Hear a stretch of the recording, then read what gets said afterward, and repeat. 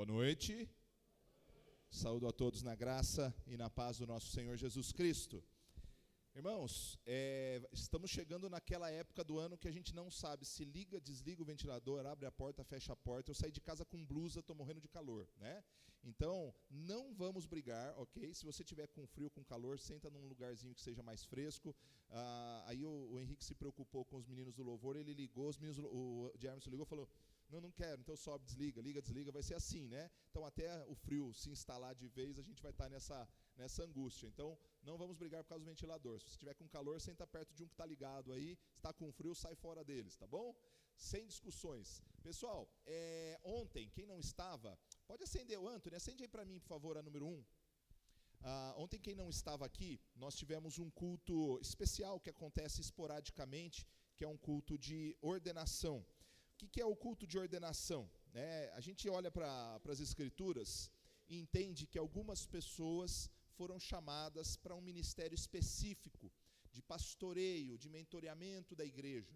E a própria igreja reconhece essa pessoa como alguém com essa vocação. Todos nós somos vocacionados, chamados para o Evangelho, chamados para vivermos o Evangelho, para pregarmos o Evangelho, para vivermos os nossos dons, os nossos talentos, mas algumas pessoas especificamente a igreja então reconhece. Então ontem foi um culto em que nós como igreja reconhecemos o nosso irmão Júnior como pastor, né? Nós reconhecemos a vocação dele para o ministério pastoral. Ele tem dedicado o seu tempo já há muitos anos no cuidado de famílias, casais, e esse mês é um mês que nós estamos falando sobre os desafios da família, as dificuldades, os desafios, as oportunidades, e hoje o Júnior foi ordenado ontem, e hoje ele vai falar um pouquinho para nós sobre como que começa então uma boa família. Vamos lá, Junião. Pastor Júnior, por favor. Pastor Júnior.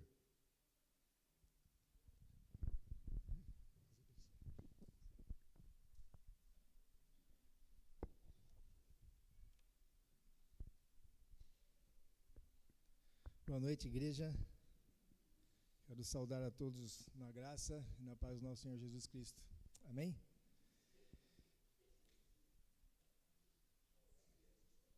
As crianças podem descer.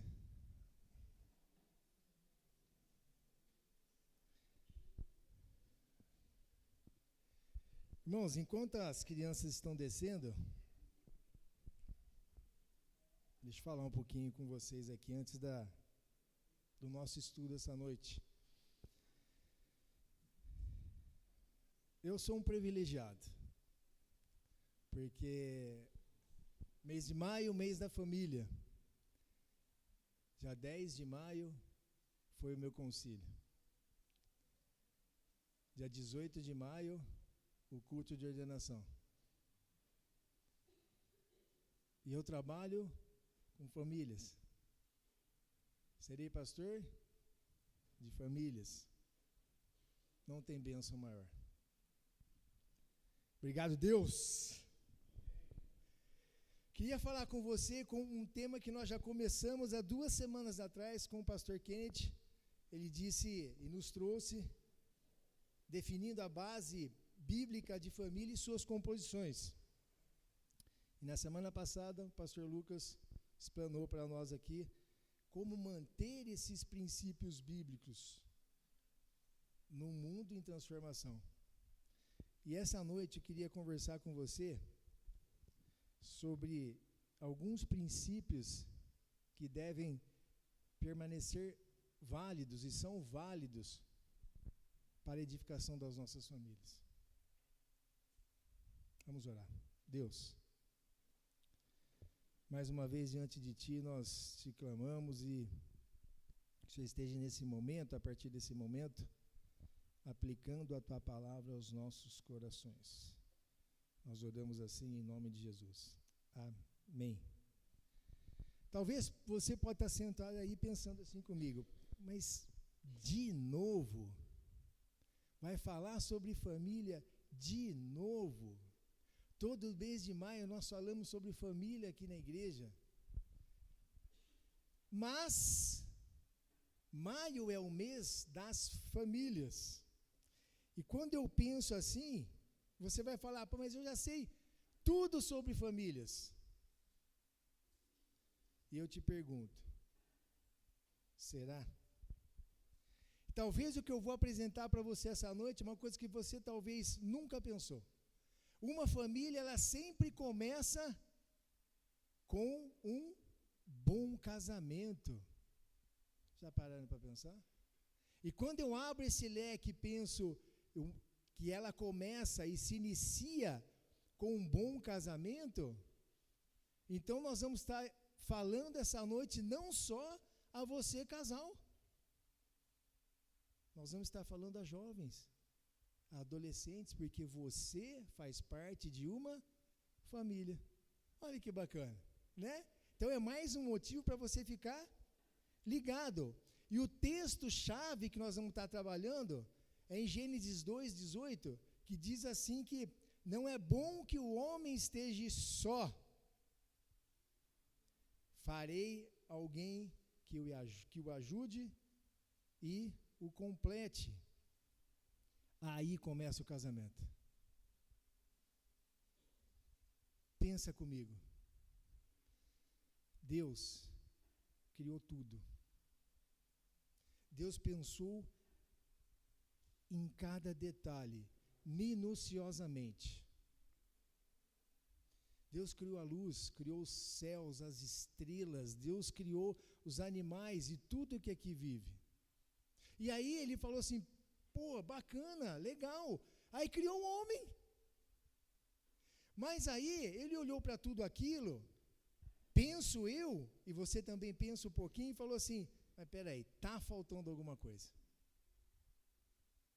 E quem estava faltando? A mulher. Se estava faltando a mulher, começou o casamento. Não é verdade? E aí, quando nós nos casamos, nós formamos então uma família. Hoje cedo, no nosso estudo aqui pela manhã, você que não veio, você perdeu, eu comecei o estudo e fiz a seguinte pergunta: quem dirige tua vida? Pastor Lucas, na sua humildade, sinceridade e honestidade, que eu faria da mesma forma, ele falou, a Viviane. E eu logo emendei, e a minha vida, tirando Deus, evidentemente, é a Eliana. E a sua vida de casado é a tua esposa. Não vem falar para mim que muitos dizem assim, não, quem manda em casa sou eu. Mentira. E eu quero que você entenda. A nossa esposa manda em nós sim, e nós somos direcionados a ela em determinadas situações, em determinados momentos. Porque há determinadas situações, determinados momentos, que quem manda em casa sou eu. Que quem manda em casa é o pastor Lucas. Quem manda em casa é você, homem casado. Aí você fala, mas aonde está o jovem adolescente nesse negócio? Quem manda na tua casa? Teu pai e tua mãe. Olha o casamento todo instituído aí. Mas aí tem uma pergunta que eu quero que você pense. E se eu não fosse casado?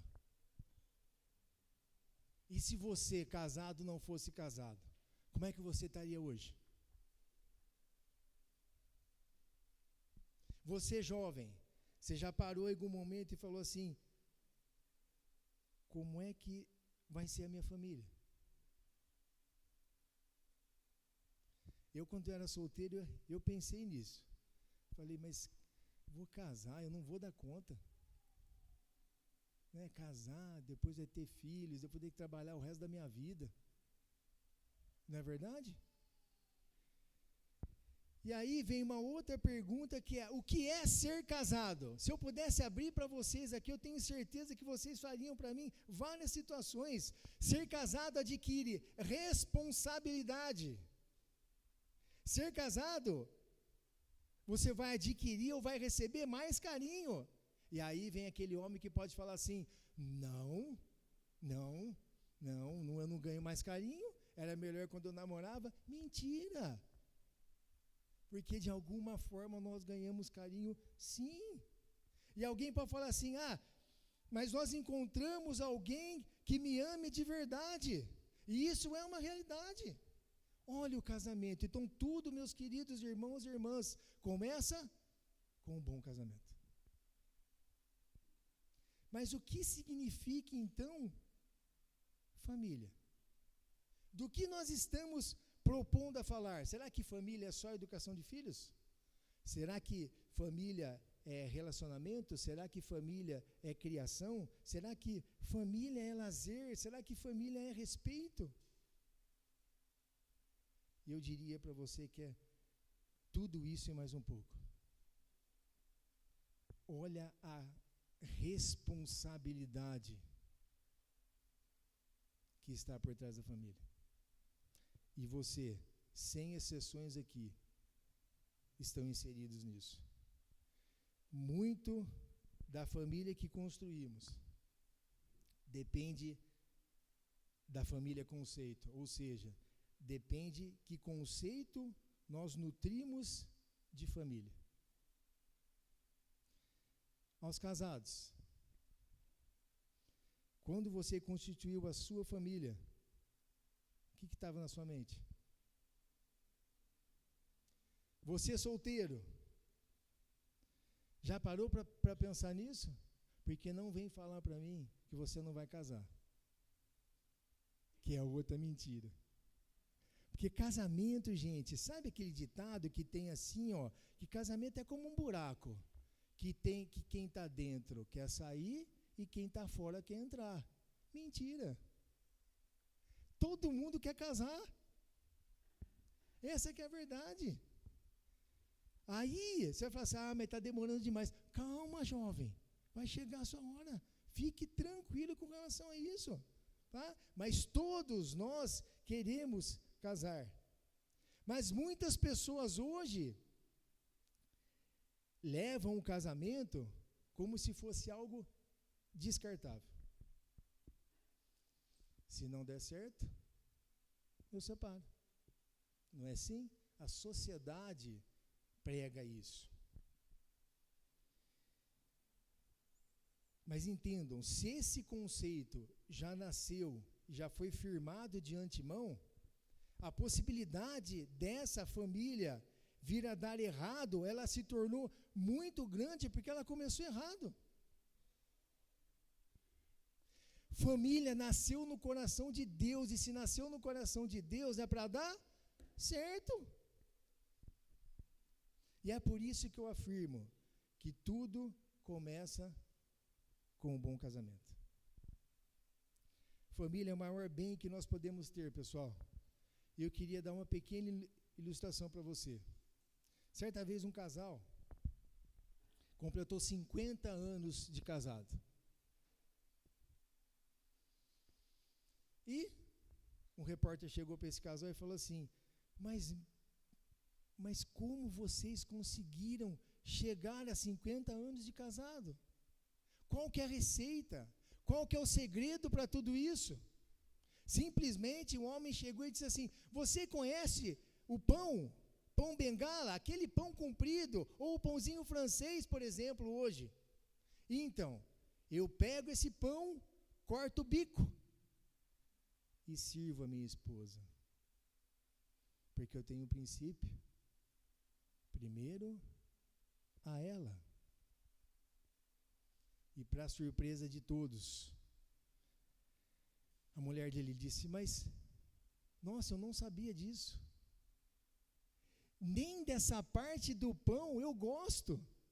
Aí você vai falar assim: mas então peraí, está tudo errado, que casamento que é esse? E eu falo para você que não, olha a conclusão disso. Ela falou: não, mas ele tem esse sentimento que primeiro é para mim, mas eu gosto da parte do meio. Aonde está o erro nisso? Em nada.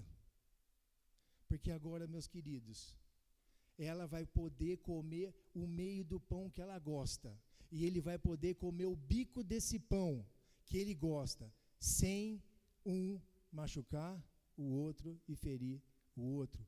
E isso chama-se casamento. Tudo começa lá. Entenda, então, que a maior fortuna que o ser humano tem, depois que ele conheceu a Deus, conforme foi revelado por Jesus Cristo, é que ele conhece uma pessoa. Ele se apaixona por essa pessoa. Ele dá sua vida por essa pessoa. E não é só no caso aqui, não, quando se casa, não, porque pai e mãe dão sua vida pelo filho. Aí eu entro de novo com o jovem e com o adolescente, a importância da família na vida do jovem e do adolescente. E ali então começa a surgir um relacionamento de felicidade, um relacionamento de confiança e um relacionamento de harmonia. É por isso que tudo começa com um bom casamento.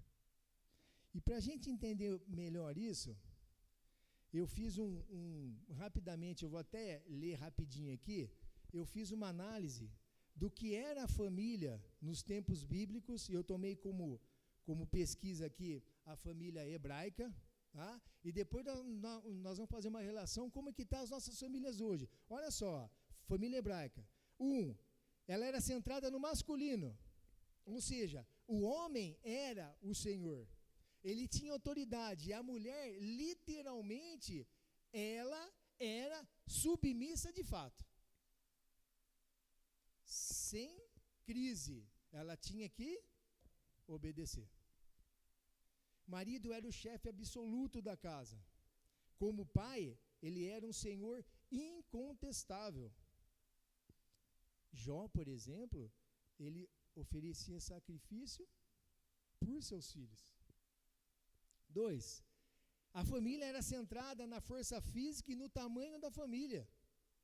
Quanto mais filhos houvesse, mais gente haveria para trabalhar. Filhos era tido como mão de obra. 3, o núcleo familiar ele era mais amplo. Incluía os avós e os tios. Sabiam disso? 4, os casamentos muitas vezes eram arranjados, pessoal. Eram casamentos onde era arranjado porque o patrimônio precisaria ficar dentro do mesmo clã. E muitas vezes, na maioria das vezes, nem paquera existia. E 5, e resumindo tudo isso que eu estou falando para vocês aqui, esses 4 ou 5 itens que eu mencionei aqui. Repetindo, figura masculina era incontestável, os filhos eram bens materiais também, porque eles eram mão de obra, ok? Casamentos eram arranjados, tá? E nem sempre eram o quê? Com paquera. Agora, para as nossas famílias de hoje, olha a diferença. Hoje, as nossas famílias, ela tem autoridade bipartida. O que seria isso? É que mesmo tendo uma voz que decide, há opiniões diversas, inclusive dos nossos filhos, que por vezes querem mandar. 2, prega-se o desrespeito à autoridade hoje. 3, o núcleo familiar ele é menor, mas as opiniões são amplas também. E a influência maior sobre a criança não é mais da família. Perdeu-se isso. A influência maior nos dias de hoje está na rua e está na mídia. 3, há uma campanha na mídia voltada contra a família. Os adultos nunca tem razão. Só tem deveres e nunca direitos. Os jovens sempre têm razão. Nunca têm deveres, têm apenas direitos. Essa é a sociedade aí hoje. A visão matrimonial, ela se tornou um pouco mais romântica hoje. Filhos em número elevado não são mais lucro. É uma pancada no bolso para o pai. O pai não é mais o sacerdote da família. E sabe o que ele é? Só o pagador de contas. Hoje a sociedade é assim. A sociedade, ela é mudancista. Trocam-se conceitos como se troca de roupa. Mas é claro que esse comparativo que nós fazemos é falar, poxa, mas é que as coisas mudaram? Sim. As épocas são diferentes? Sim. A cultura é outra? Sim. São tempos diferentes. Mas olha, dentro da nossa cultura atual, e não muito longe disso, muitas coisas mudaram. Vocês concordam comigo? Por exemplo, hoje é difícil um filho pedir bênção para a mãe e para o pai. Não é verdade? E está dentro da nossa cultura. Perdeu-se isso. Quer mais? Hoje, um almoço juntos, em família, quase não existe mais. Estamos falando da nossa cultura. Por isso que o tema de família, ele é pertinente e importante. A todo ano precisamos estar inculcando isso nas nossas mentes. Querem ver outra coisa? Coisas de anos atrás? Quando nós íamos, jovens podem confirmar isso comigo, quando nós fazíamos prova, algum tempo atrás, o professor chegava para você e falava assim, olha, semana que vem vai ter prova de geografia. Você falava assim, não, professor, não dá, porque eu já tenho prova de história. O que ele fazia? Não, então tá bom, vamos mudar para outra data. Hoje, como que é hoje? Não, 2, 3 provas no mesmo dia. É ou não é? E estamos falando agora da nossa cultura. Mas eu quero que você entenda que todas essas mudanças surgiram, sim, mas a palavra de Deus, ela continua a mesma. E é através dela que nós vamos estar trabalhando alguns princípios rapidamente que permanecem até hoje para a edificação do nosso casamento, para a edificação das nossas famílias. Primeiro princípio, família é propósito divino. E aqui eu começo voltando lá no nosso versículo-chave, Gênesis 2:18, onde diz lá que não é bom que o homem esteja só, farei para ele alguém que lhe auxilie e lhe corresponda. Deus tinha um propósito.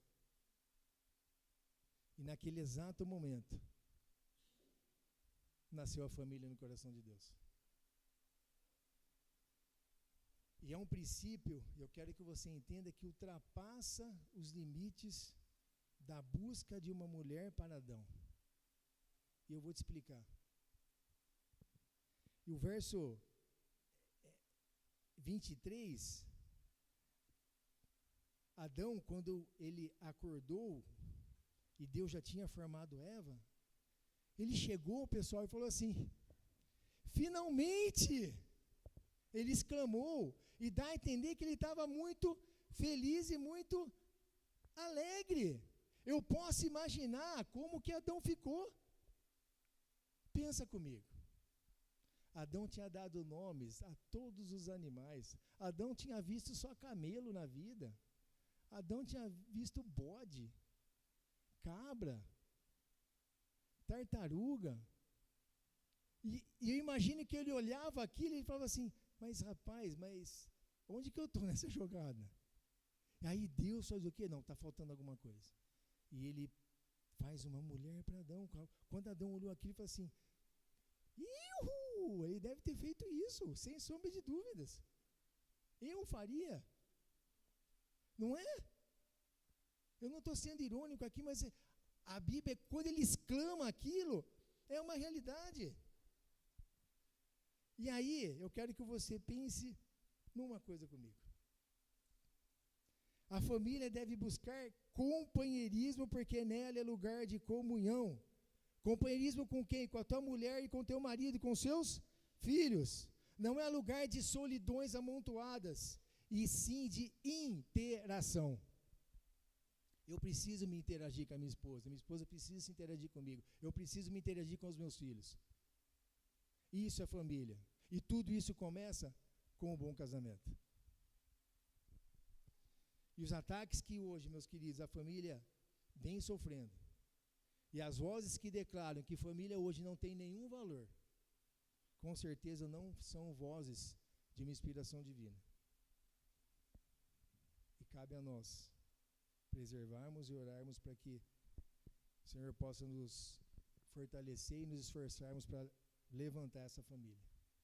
Segundo princípio, família é lugar de socialização. Deuteronômio 6, de 5 a 7, ele diz assim, ó: amarás, pois, o Senhor teu Deus de todo o teu coração, de toda a tua alma, de todo o teu entendimento, ou algumas versões, de toda a tua força. Essas palavras que hoje ordeno estarão em teu coração, tu as inculcarás a teus filhos, e delas falarás assentado em tua casa e andando pelo caminho, ao deitar e ao levantar. Os pais deveriam naquela época ensinar os seus filhos o que Deus estava fazendo na nação.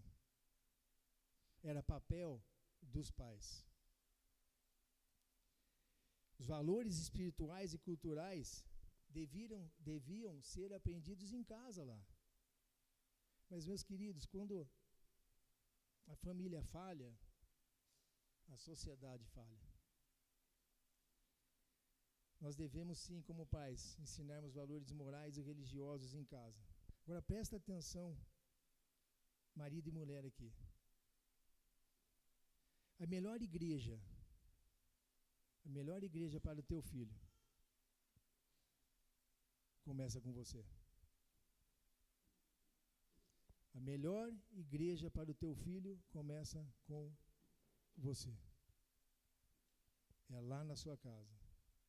Por que eu digo isso? Porque muitos pais têm jogado toda essa responsabilidade nas costas da escola. Muitos pais têm jogado essa responsabilidade nas costas da igreja.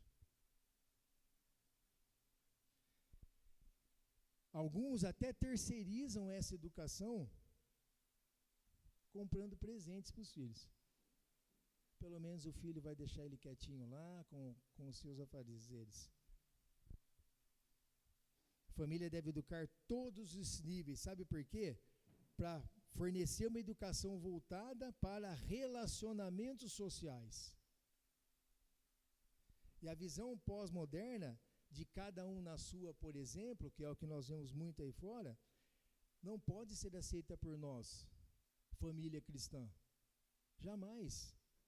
E o terceiro princípio é relacionamento no lar. Eu poderia abrir aqui falando que o relacionamento no lar tem muito a ver, e talvez seja uma coisa importante também, mas eu quis mudar aqui, que seria a comunicação.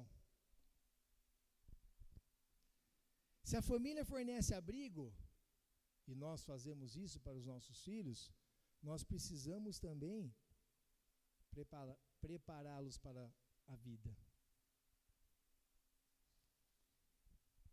Por isso que a nossa responsabilidade como família é muito grande.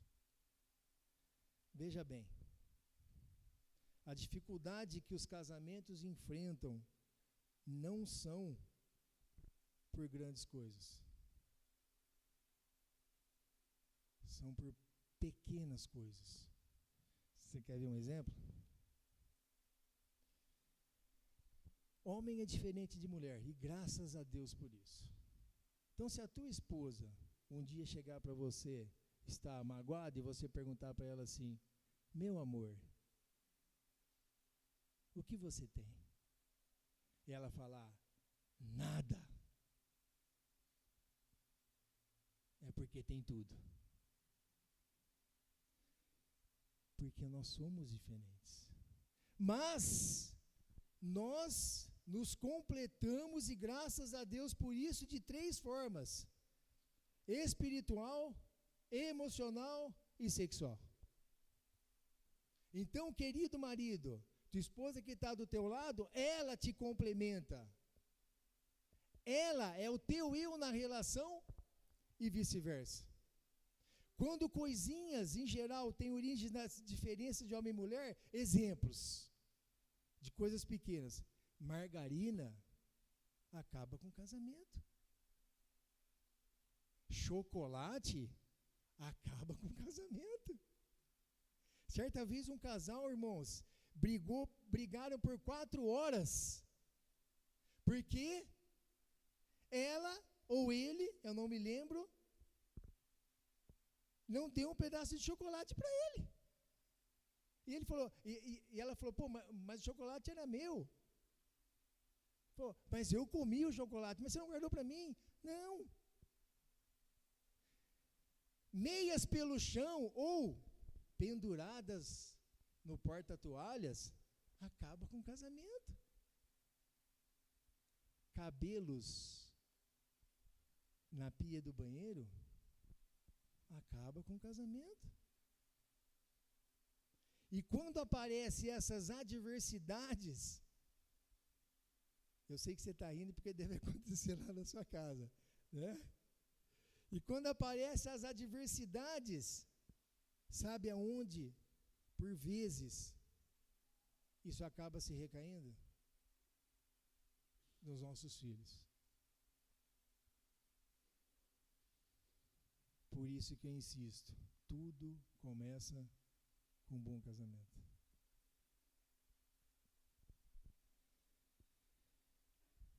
Certa vez um casal brigou e discutiu, pensaram em se separar por causa de um elástico de cabelo. Porque o elástico de cabelo era dela. E ele quis o elástico para amarrar um molho de canetas. Pode parecer brincadeira, mas é real. Porque tudo começa com um bom casamento. Filhos desajustados terão dificuldades em serem cidadãos ajustados. E casais em conflitos dificilmente produzirão filhos ajustados. Já pararam para pensar nisso? Olha a nossa responsabilidade como família. Quando um casamento não dá certo, não é só essas pessoas envolvidas. A família como um todo, ela é prejudicada. A igreja como um todo sofre. A igreja como um todo é prejudicada. E a sociedade como um todo também o é. Por isso, que o apóstolo Paulo, lá em Efésios, capítulo 6, versículo 4, ele diz lá que nós, pais, nós não podemos provocar a ira dos nossos filhos, mas nós temos que o quê? Criá-los na disciplina e na admoestação do Senhor. Ou você acha que quando nós brigamos como casais, nós não estamos provocando os nossos filhos? Com certeza. Quarto princípio, não poderia faltar, amor. Isso nunca está fora de tempo. Se o casamento é bom, a família prepara para a vida, deve fornecer amor. É fundamentalmente solidariedade. O padrão bíblico mostra que famílias tinham cumplicidade no passado. Ou seja, elas se defendiam. E o que nós vemos hoje, pessoal? Semana passada, no Cidade Alerta, sei lá que alerta, que é tanto programa tudo igual, Bandeirantes, SBT, é tudo igual, só mostra tragédia, irmão matando irmão. Eu vi uma história dessa que os irmãos brigaram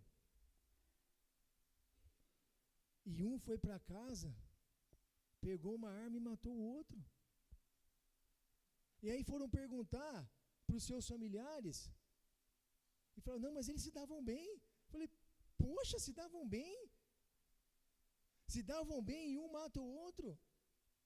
Pode parecer que não, mas é isso que nós vemos aí fora. Perdeu-se essa solidariedade.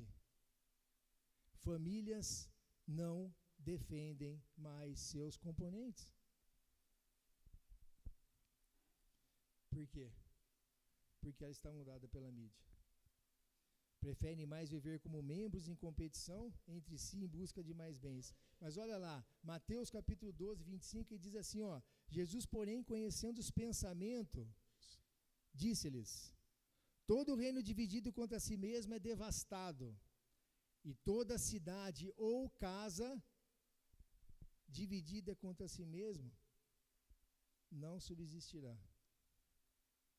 E 1 Coríntios 13, versículo 13, ele começa lá, o apóstolo Paulo, ele fala lá que poderia falar em línguas de homens, de anjos, ele poderia profetizar, ele poderia ter conhecimento, ele poderia ter fé para mover uma montanha daqui para lá, mas nada disso teria nenhuma serventia, nada disso teria nenhum valor, se não tivesse amor. Olha o que o amor pode fazer. E eu termino, se eu for lá para o verso 13, de 1 Coríntios 13, ele vai dizer o seguinte, 3 coisas existem, fé, esperança e amor, e a maior delas é o amor. Mas quando essa palavra chega aos nossos ouvidos, eu não falo apenas, meus queridos, de um amor conjugal, tá? E do versículo 4 ao 7, o apóstolo Paulo, ele trata ali e define o amor de um amor conjugal ali, né? Que o amor não se arde em ciúmes, que o amor não se soberbece e por aí vai, tá? Não guarda rancor, não se ressente do mal, etc. Mas eu não falo só desse amor, eu falo de um amor de um para com os outros.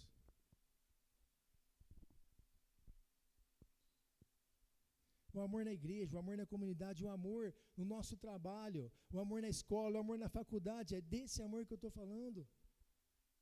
E é por isso que nós, famílias cristãs, precisamos, e como cristãos que nós o somos, nós precisamos fazer a diferença. Não dá para nós ficarmos na mesmice. União e solidariedade devem permear no casamento e na família, porque são expressões visíveis de amor. E eu te pergunto,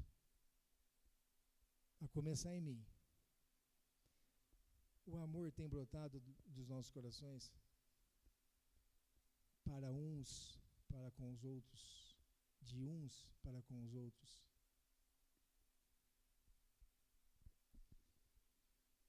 Quinto princípio e penúltimo, correção. Se a família prepara para a vida, se ela preparou com atos de amor, ela deve proceder de correção. Estabelecer limites à criança é fundamental para que ela tenha um ponto de referência e possa se organizar, sabendo até onde ela pode ir. Mas tudo isso começa onde? Em um bom casamento.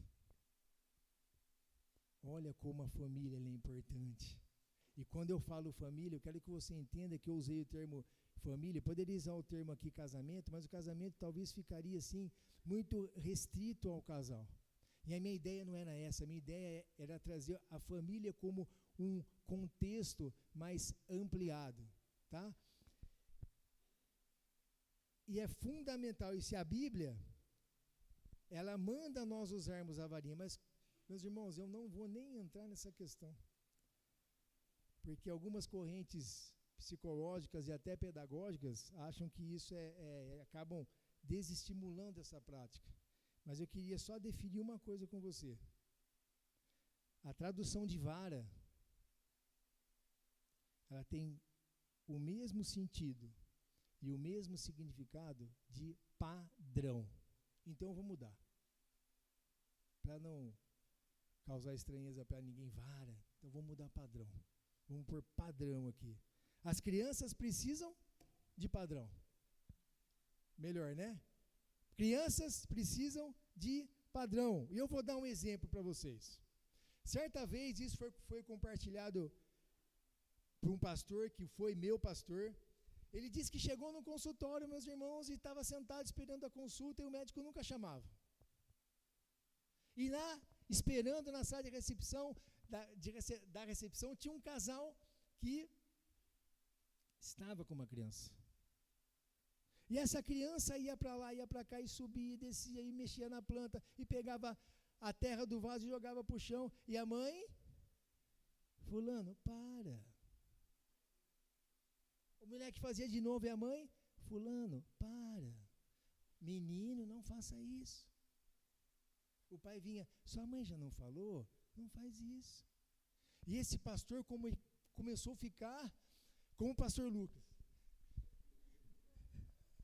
angustiado com aquilo. Em um determinado momento ele chegou e disse assim: acordou? Sua mãe e seu pai falou para você parar, senta e fica quieto.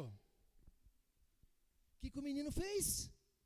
Sentou e ficou quieto. Ele compartilhou isso na igreja. Gente, e isso aconteceu.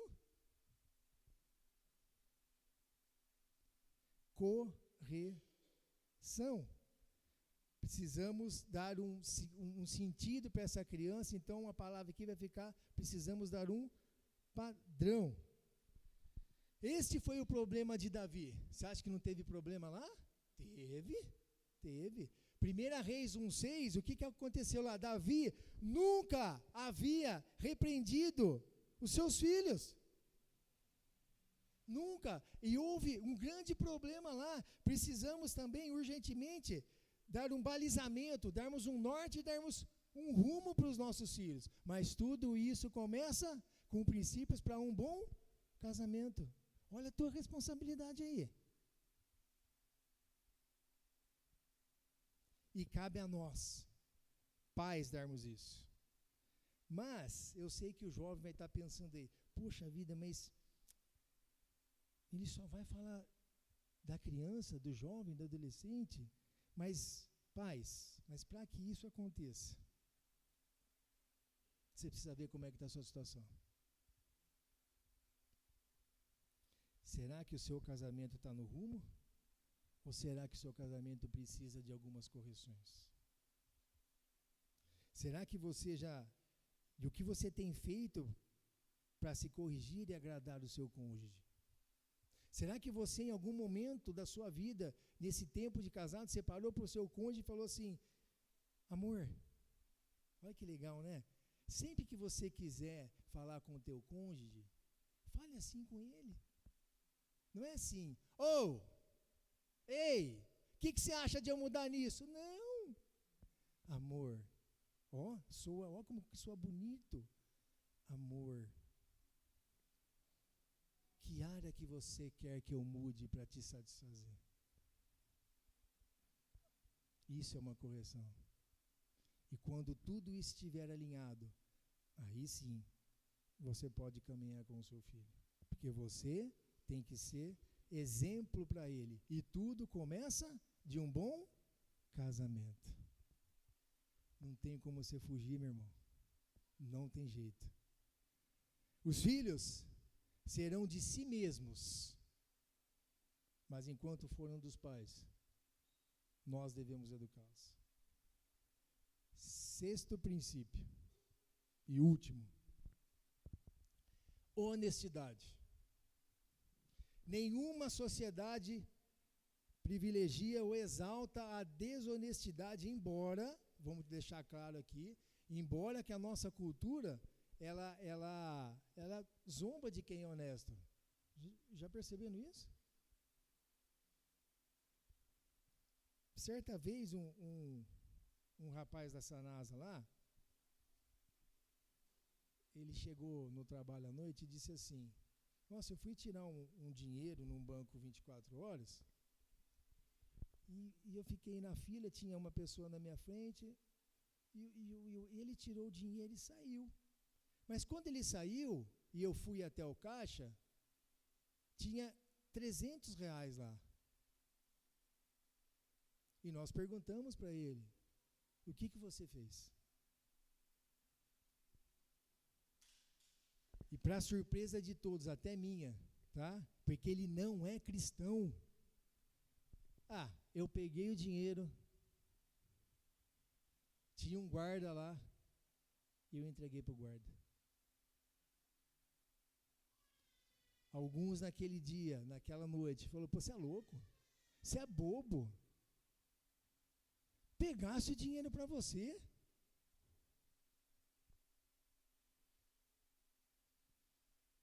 E nós?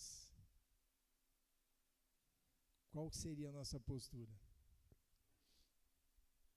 Eu fiquei surpreso, confesso. E questionaram esse rapaz. Ele falou: eu não iria conseguir dormir. Eu não quero saber o que o guarda ia fazer com esse dinheiro. Eu joguei essa desonestidade na mão dele, não na minha. Por vezes, eu chego a acreditar que o certo é errado e que o errado é certo. Não sei se você já pensou nisso como eu. Nós estamos numa sociedade tão corrupta, tão mercenária, tão mundana, vamos se dizer assim, que às vezes eu tenho orado ao Senhor e falo: Senhor, não é possível, as coisas estão acontecendo e esse povo todo acha que o que é certo é errado e que é errado está certo. Aonde que a gente vai parar? Mas graças a Deus nós temos a palavra de Deus para garantir de fato o que é certo e o que é errado. E Provérbios 22:1, ele diz exatamente isso. Ele fala lá que o bom nome vale mais do que muita riqueza.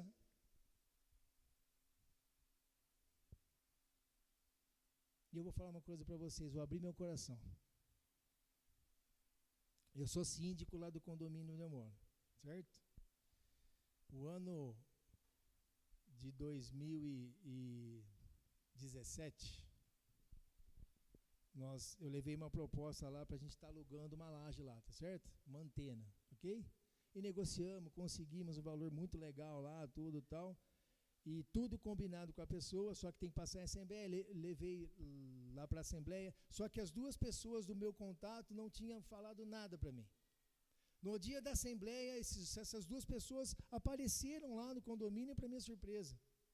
Me chamaram para fora da sala onde tem as reuniões lá e disse assim para mim: ô Júnior, cara, vai dar certo o valor que você pediu, tá?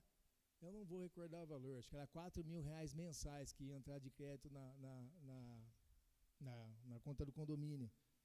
E eles estavam oferecendo 2,5. Eu falei: não, cara, apareceu para mim aqui 5, 6, então 4.000, aí fechou. E ele: conseguimos os 4.000. Falei: pô, que legal, cara, beleza, tudo, porque eu estou na assembleia aqui e tudo. E para minha surpresa, ele chegou e disse assim: então, só que tem um pequeno detalhe.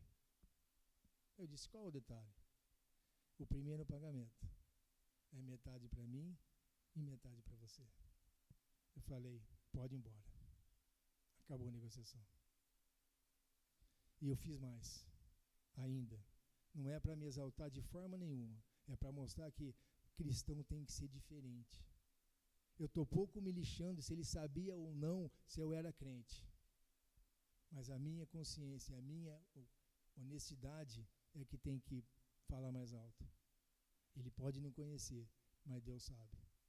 E eu fiz mais ainda, meus irmãos. Cheguei na assembleia e falei: pessoal, a assembleia está terminada, a assembleia está encerrada. Por quê? Porque fui chamado lá pelos dois rapazes e quiseram me subornar, quiseram me dar dinheiro. E eu falei claramente para todo mundo ali: honestidade. As nossas famílias precisam ser honestas, porque nós vivemos num mundo materialista. O ex-presidente Lula, por exemplo. Poxa vida, né? Ele podia terminar sua vida com dignidade. Eu não estou aqui falando de nenhum partido, tá, pessoal? Longe disso, nem quero me apegar a isso. Mas quando eu olho para a vida dele, é triste. Já pararam para pensar? É triste. É muito triste, porque tudo poderia ter sido diferente. E muitos de nós, em vez de estarmos orando pelaquela vida, às vezes nós massacramos ele. Às vezes nós massacramos nós mesmos. Eu costumo dizer que nós somos o único exército. Nós somos o único exército que fere seus próprios soldados. E isso é impressionante. Isso é triste dizer, porque muitas vezes nos falta honestidade. Mas a palavra de Deus, ela sabe e diz que os seus valores de cunho moral permanecem válidos até hoje. E a família deve ensinar, sim, essa honestidade. E aí eu tenho que voltar a você, casal, e a você, jovem, adolescente, de novo.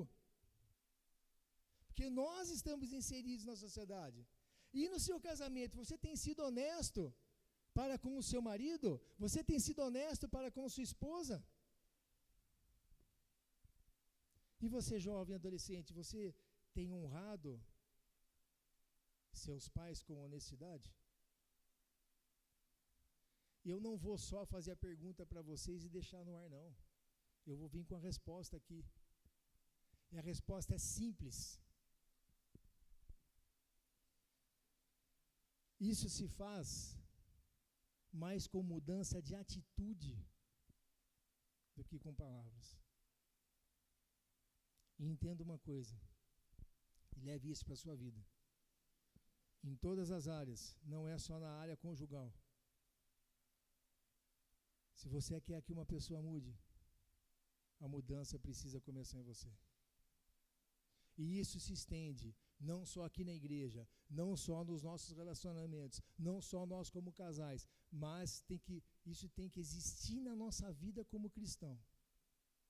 Aí sim nós vamos conseguir fazer a diferença.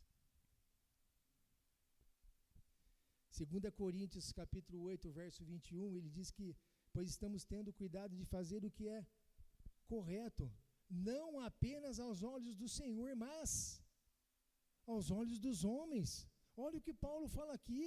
Cara, você tem que tomar cuidado, não é porque Deus está vendo só não, mas é aos que estão à sua volta.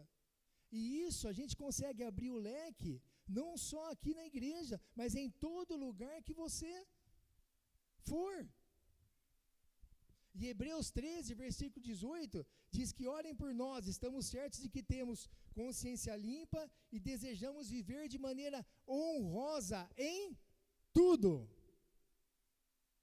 Não é aqui de vez em quando. É em tudo. Olha a responsabilidade da família. Porque tudo começa com um bom casamento. Finalizando, para a gente aplicar e refletir. Em se tratando de família, tudo começa com um bom casamento. Certo? Certo. E nós usamos muito a palavra de Deus para estar demonstrando isso aqui nessa noite. Porque essa palavra aqui, ela não é um livro embolorado, que por sinal é novinho, né, que eu ganhei ontem. E nem velho, como estava a outra minha Bíblia, mas existencial. E é por isso que ela nos trouxe princípios para uma vida familiar realizada. E eu queria terminar fazendo uma última pergunta para você. E não se preocupe, também vou dar a resposta, baseado nas Escrituras. Mediante tudo isso que nós ouvimos aqui, a Bíblia ainda tem alguma coisa a dizer às famílias de hoje? Sim. Pois ainda tem respostas válidas para o homem contemporâneo, que somos nós. principalmente na área familiar. Sabe por quê? Billy Graham, para a gente encerrar, ele falou uma frase que é completamente correto, eu assino embaixo o que ele disse. Ele disse que o homem, ele é precisamente o que a Bíblia diz que ele é. Nenhum sociológico, nenhum filósofo e nenhum psicólogo descreveu ela tão bem, dizendo que o homem é como a Bíblia o faz. Sabe por quê? Porque ela permanece insuperável. Tanto para nós casados, como para os solteiros, jovens e adolescentes, e para as crianças. Baixe sua cabeça, vamos orar.